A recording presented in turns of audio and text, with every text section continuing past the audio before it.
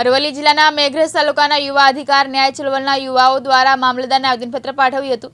સ્પર્ધાત્મક પરીક્ષામાંથી સીબીઆરટી પદ્ધતિ નાબૂદ કરવા તેમજ ફોરેસ્ટ ભરતીમાં નોર્મલાઇઝેશન કર્યા બાદ દરેક ઉમેદવારના માર્ક્સ પ્રસિદ્ધ કરવા માંગ કરાઈ। છેલ્લા ઘણા સમયથી ગૌણ સેવા દ્વારા ફોરેસ્ટ સીસીઈ, સબ ઓડિટર, સર્વે 2, પ્લાનિંગ આસિસ્ટન્ટ, મદદનીશ ઇજનેર, સિવિલ એમ અલગ અલગ વર્ગ અને કેડરની ભરતીઓ સીબીઆરટી પદ્ધતિ દ્વારા લેવામાં આવે છે, જેમાં સ્પર્ધાત્મક પરીક્ષામાંથી સીબીઆરટી પદ્ધતિ નાબૂદ કરવા અને ફોરેસ્ટ ભરતીમાં નોર્મલાઇઝેશન કર્યા બાદ દરેક ઉમેદવારના માર્ક્સ પ્રસિદ્ધ કરવાની માંગ સાથે યુવાનો દ્વારા મેઘરજ મામલતદારને આવેદનપત્ર પાઠવ્યું હતું। મારું નામ ચૌહાણ જયેન્દ્રસિંહ છે અને શુભારંભ કેરિયર એકેડેમી તરફથી અમે આજે મેઘરજના તમામ વિદ્યાર્થી સંગઠન અહીંયા મેઘરજ મામલતદાર કચેરીએ ફોરેસ્ટની પરીક્ષાની અંદર સીબીઆરટી પદ્ધતિને નાબૂદ કરવા અને 2 દિવસ પહેલાં જે ફોરેસ્ટની રિઝલ્ટ ડિક્લેર થયું છે તે માર્કિંગ સાથે ડિક્લેર નથી થયેલું, જેથી તમામ વિદ્યાર્થીઓની એક જ માગ છે કે રિઝલ્ટ માર્ક્સ સાથે ડિક્લેર કરવામાં કેમ નથી આવ્યું।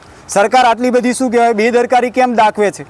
4 વખત આન્સર કી આવ્યા છતાં પણ વિદ્યાર્થીઓ પાસે અત્યારે માર્ક્સ નથી, બરાબર।